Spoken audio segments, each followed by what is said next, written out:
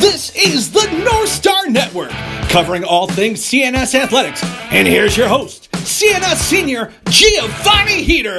Go North Stars! What is going on, North Star Nation? Hope that everyone had a safe and happy holidays. I'm Giovanni Heater, and this is the North Star Network, presented by CNS Athletics. Now, today I had the opportunity to sit down with one of my teammates, senior defenseman on the CNS lacrosse team, number 14, Nolan Firth. So without further ado, let's get right into the action. Hope you enjoy. Nolan, how you doing today? Doing well. Thank you for having me, Gio. Yeah, of course, man. So, just to break the ice a little bit, I got to ask you, how's school going? How's senior year? It's very unprecedented. Just how you handling everything? Yeah, I'm handling it pretty well. I feel like you just need to stay disciplined during these times, make sure you're getting your work done, staying on top of things. And by me doing that, I feel like this year has been going well for sure.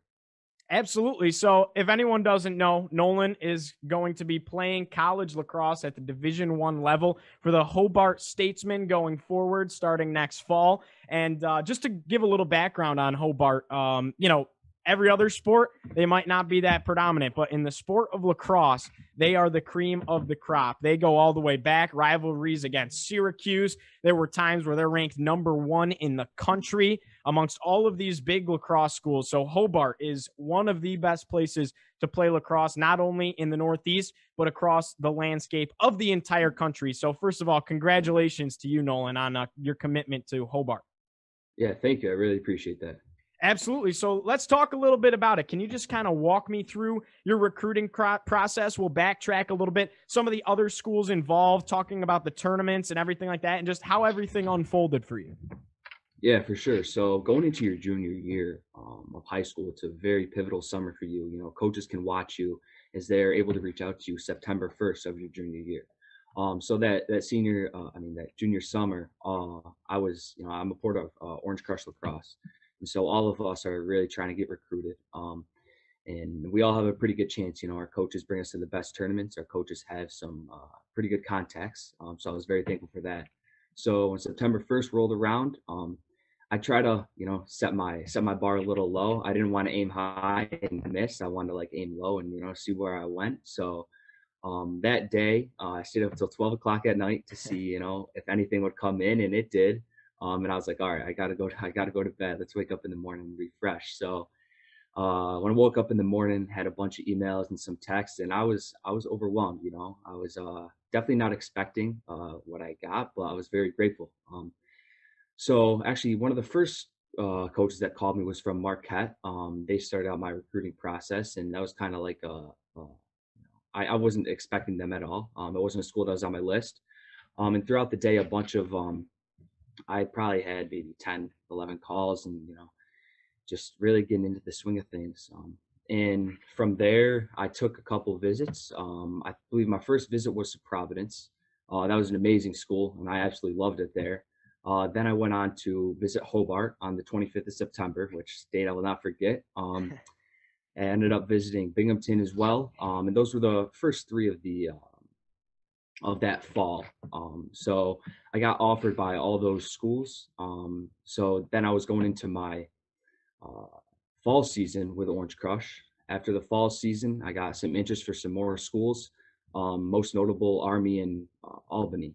So after that fall season, it's really, time to kind of wind down your decision, as I was starting to get pressure from colleges, being like, hey, I need to know, if you're coming here or not, money, because of money. They wanted to know if they had money to give to other players if I was not going there.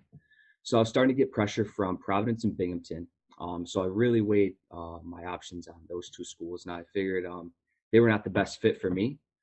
And one thing that stuck out about with Hobart was there was no deadline for me. They were like, we want you to go on your time. We're here for you. We want you no matter what, no matter if you decide to commit tomorrow or, in November of your senior year. So that really stuck out to me. And they were just always really, keeping in touch with me. And I think it was November when I was playing my fall travel season, and they actually they asked if they could come to my house and recruit me. And I was like, wow, like that's pretty awesome. So they ended up coming to my house and recruiting me.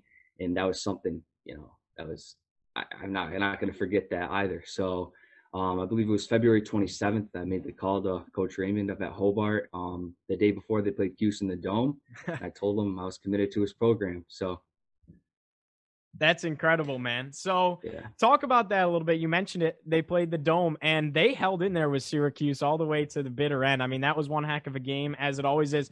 And Syracuse and Hobart play each year for the Kraus-Simmons Trophy. So now Hobart's local too, but to be able to play against that big powerhouse that's right in your hometown, right in your backyard, that you grew up a fan of, what is that going to mean to you to get to go step foot on the Dome turf, play against the Orange? Man, it's gonna mean everything to me. I envisioned that, walking onto the Dome, all suited up, seeing Syracuse warming up. I've envisioned that so many times. You have no idea. It's gonna be something like no other for sure. I'll be really grateful to play there, and especially to like have like maybe my parents there and my friends there, cheering me on. That'll be a great experience. I'm really looking forward to that. I'll be there, buddy. I'll be rooting you on. Yeah. So let's take it back a little bit further, even more some. You've been on the varsity lacrosse team here at CNS since you were in 8th grade. So can you talk about how that came about and really how that has prepared you for everything you're facing now?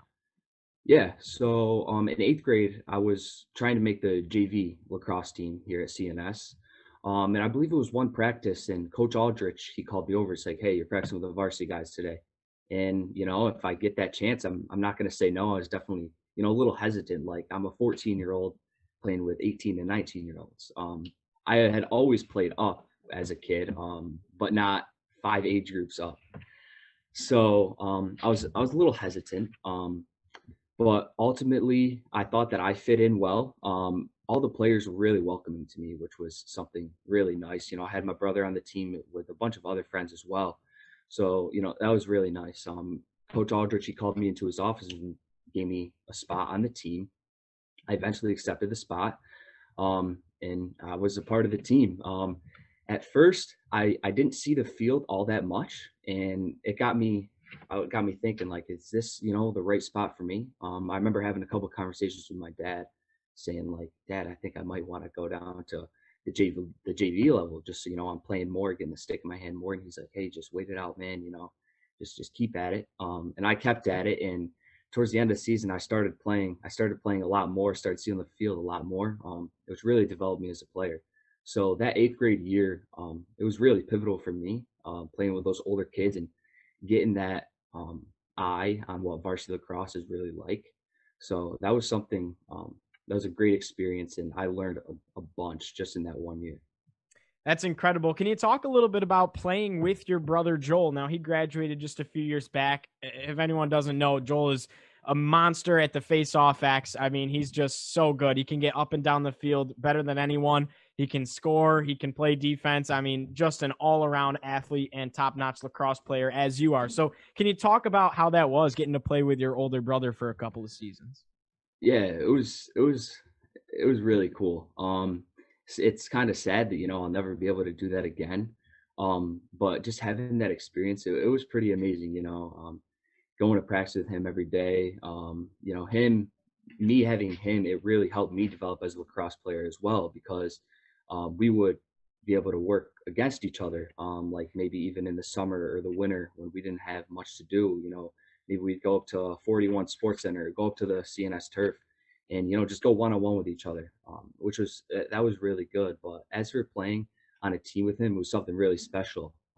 And I can definitely remember the last game I've played on the varsity team against Beeville in the sectional semifinals. That was an amazing game. I ended up losing 7-4, but we played our hearts out. And I just remembered when the horn blew, and over the announcer said, CNS, you guys had a great season. I kind of just broke me. It was the last time I was playing with my brother. I remember me and him were both emotional. But looking back at it, I'm more happy than anything that I had that chance to play with him, because I know most people, they don't have that chance. So just even having that chance in itself, it was something special.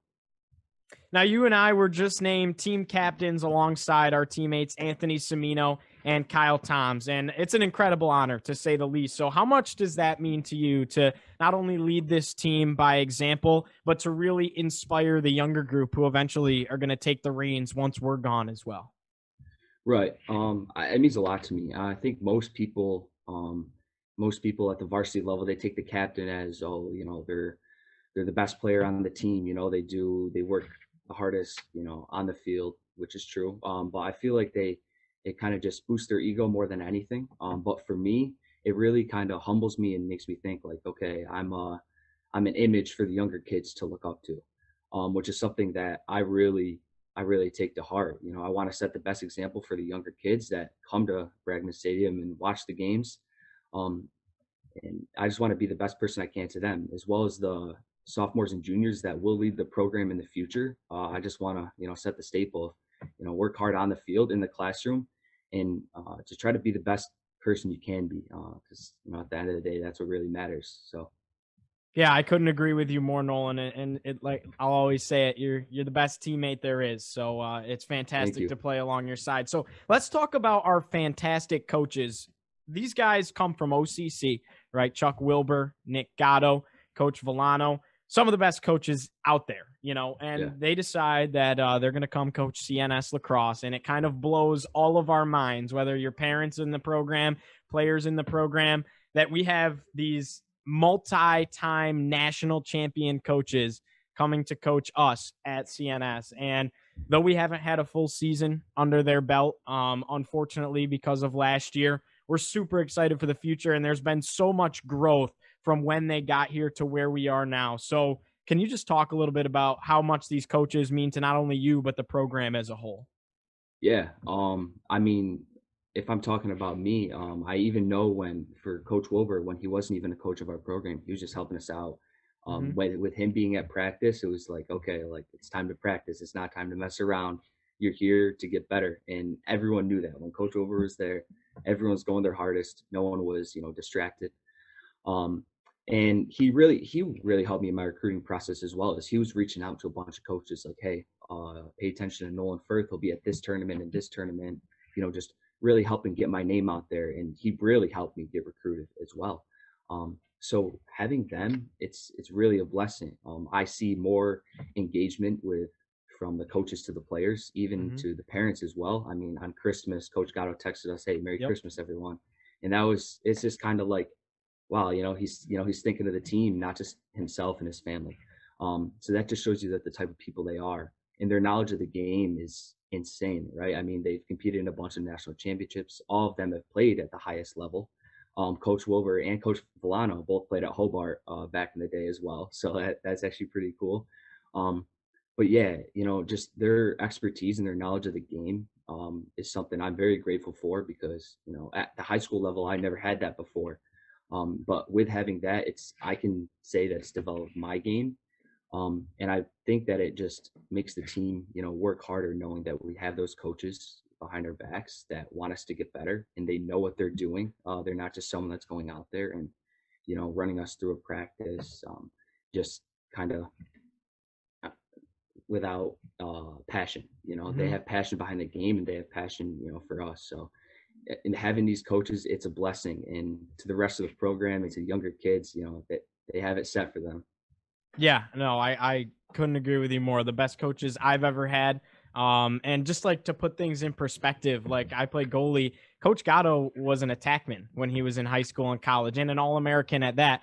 Yet he's my main goalie coach, and he knows more about goalie than anybody I've ever met in my entire life. And he's coaching with all these goalie drills and everything like that. And he knows exactly what to do. And he didn't even play the position. Like, that's how broad their knowledge is of the sport, and they care. There's no time wasted with these coaches. So just extremely exciting to play under them. So Nolan, with all that being said, I've believed that there's something special brewing around CNS lacrosse. So what is really the goal for this year, and what's it going to take to win now? Not next year, not when we're gone, to win now. Yeah, I definitely think that it starts with the captains, us stepping up and really making sure that everyone knows that, hey, you're not playing for yourself, you're playing for the guy next to you. You're playing for this team to succeed, not for you to succeed. And I know, a bunch of people at the end of the year, they want that all league award. They want that all state award, which is great. And, I'm hoping that they get that if, that's what they want. But they have to know that, this is for the team and it takes a team to win. So I think to win this year, we have to, keep those relationships strong. Like the coaches are keeping the relationship between, the players and parents super strong. And I feel like us seniors, we have to, set a foundation of, what it means to work hard, what it means to wear, North Stars across your chest, and what it means to, just represent the North Stars, to work hard and, to be humble while doing it, and to play with sportsmanship. So I think we will. I think this year will be pretty special. I'm going to try my hardest to make it special for everyone on the team, as I'm sure you are as well. So, I can have a good senior season and set a good foundation for, those sophomores and juniors that are going to be on the team that will be up right behind us. So, Nolan, it's been a long and painful offseason, really, to say the least. I don't know about you, but I haven't played a true lacrosse game, like full quarters on a turf field with fans in the stands and everything like that since really last fall, or maybe last winter, but really last fall. I mean, you're talking over a year at this point since I've played an actual lacrosse game, and I'm sure it's the same for you. So that's hard. That's hard to say the least. We love it. You love it. How have you been able to keep yourself fresh, keep yourself ready when the time comes that you can hit the field again? Yeah, I mean, like you said, I can't remember, the last time I was suited up in pads playing competitively. Right. Mm-hmm. So I think the biggest thing for me is, trying to play wall ball, staying in the gym. I think that's a big component of mine because, I'm not the tallest, and most defensemen, they are pretty tall, but I'm on the shorter end. So for me, I think it's, making up for that with size and strength in the gym, which is something that I have a big passion for as well. And other than that, yeah, really keeping a stick in your hand. I go up to the local middle school right near me, and I'm playing wall ball every day, no matter the weather, for, 20, 30 minutes. And it's just, staying disciplined, doing the little things that will help you, keep your stick fresh and keep yourself, like with a mindset of the game kind of thing, watching film, watching a bunch of, like previous games that I played in, watching a bunch of college games, just to, keep your mind fresh and really, I don't know, just keep a sense of the game in your head. So we're going to hit you with a little bit of a speed round before we cap things off here. And just some quick questions, quick answers, some fun, goofy ones, kind of lighten things up a little bit. And it's for the younger kids and stuff like that. So pre-game jam, what are you listening to in the locker room? I know we play a big speaker, and when you got the aux, what's going on? I would say definitely some Juice WRLD or Young Dolph for sure. All right. What's the pre-game meal? What are you eating before a game? Before a game, I don't really have time to eat a nice dinner. So I have usually like a rice cake, and then I gotta have a Bang Energy before every game. All right. What's your favorite uniforms? We got the white, we got the blue. Yeah. We haven't really worn the all whites yet. We haven't had a chance to wear the all whites, but you're right. The gray though. I'm thinking the whole uniform together, the white helmets, the white jerseys. I think it's going to be unmatchable. Oh, I can't wait. So I guess that answers the next question. I was going to ask the black helmets or the white helmets. I like the black helmets a lot, but these white helmets are looking pretty nice. I know. I like the chrome face mask. That really completes it. Yeah, It's pretty sweet. All right, so what do you love about playing defense? Because you play with this you're a different person on the field. You're so fierce on the field, and you don't care whether it's a practice or a game, you're going at it. And sometimes in practice, coach will be like, Nolan, chill out. And, I always tell my dad, I'm like, he doesn't know how to, and I'm never going to tell him to chill out because that's him. Right. And that's how he plays the best. And, he practices like he plays in a game. So I'm never going to tell you to chill out. You always go at it 100%. So what do you love about playing defense? Oh man, I just love being able to dictate the attackman. Like my dad always said, it only takes one time for the attackman, not to come up against you again. So I really like, I'm going out there. I want to make sure they fear me. So I want to go out there. I want to establish myself, whether that's with a big hit or just hitting them hard once they get the ball. So they know that if they're going up against me, it's gonna hurt. It'll be a long day. Right, exactly. So I like to establish that right off the bat.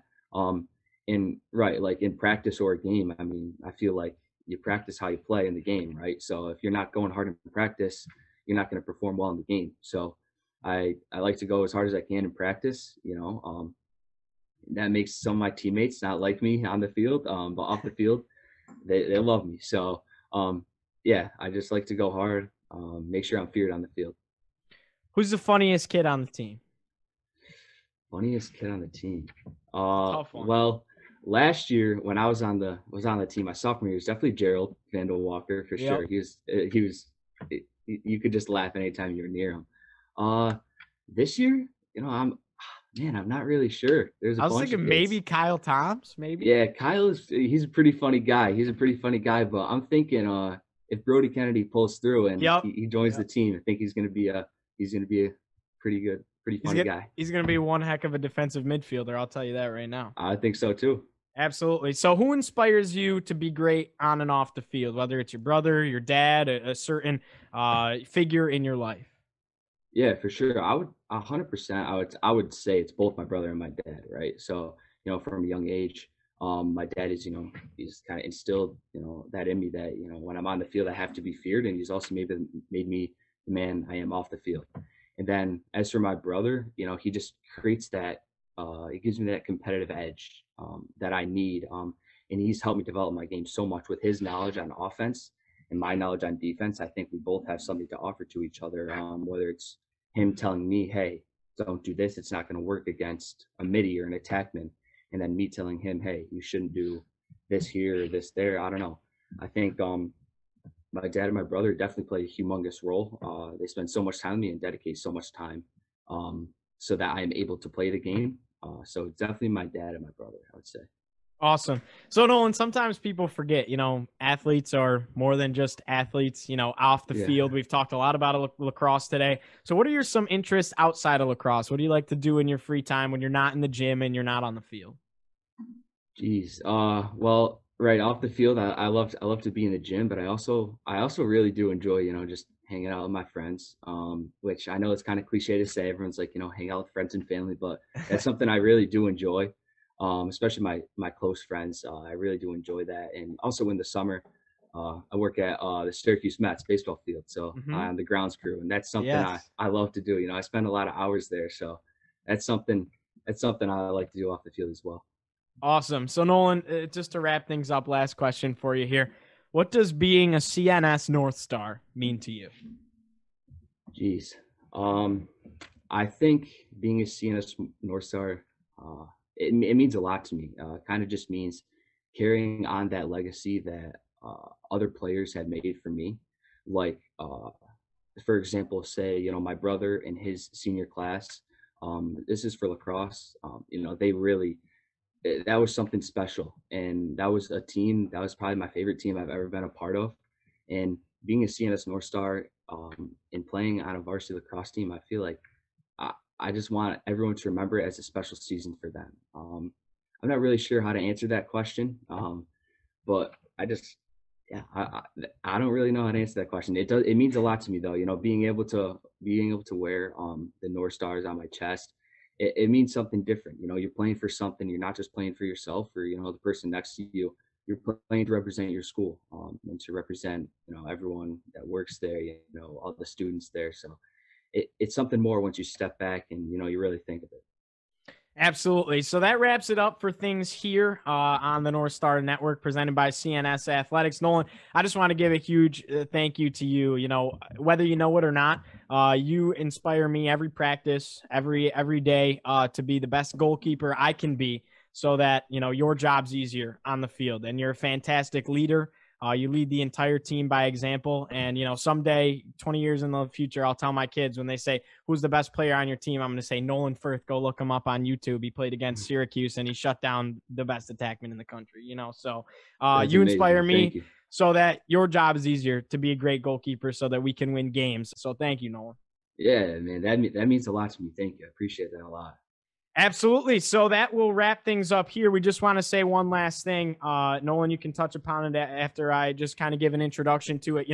We want to play our senior year more than anything. Yep. And that whether you're a musician, whether you play another sport, Whether you're on the CNS lacrosse team or wherever you may be, we want to play, right? We haven't played in over a year. We didn't get to play our junior seasons, which for a lot of kids is really important. And so we just ask you to continue to follow the guidelines, stay socially distanced, stay home, wear your mask, please, because we depend on you so that we can enjoy the rest of our senior year. This is our last shot at it, and we want to do it to its fullest. Yeah, I don't think you could have said it any better. We just hope everyone's being safe and, taking the safe precautions in order that, so everyone can have a season and they can have an optimistic, summer and, end up and have a regular college semester, right? Regular college fall semester. So that's what we're all hoping for. So. Absolutely. So that'll do it here on the North Star Network. This has been a broadcast brought to you by CNS Athletics. For Nolan Firth, I'm Giovanni Heater. Hope everyone had a safe and happy holidays. We'll see you next time. Thanks for tuning in to the North Star Network.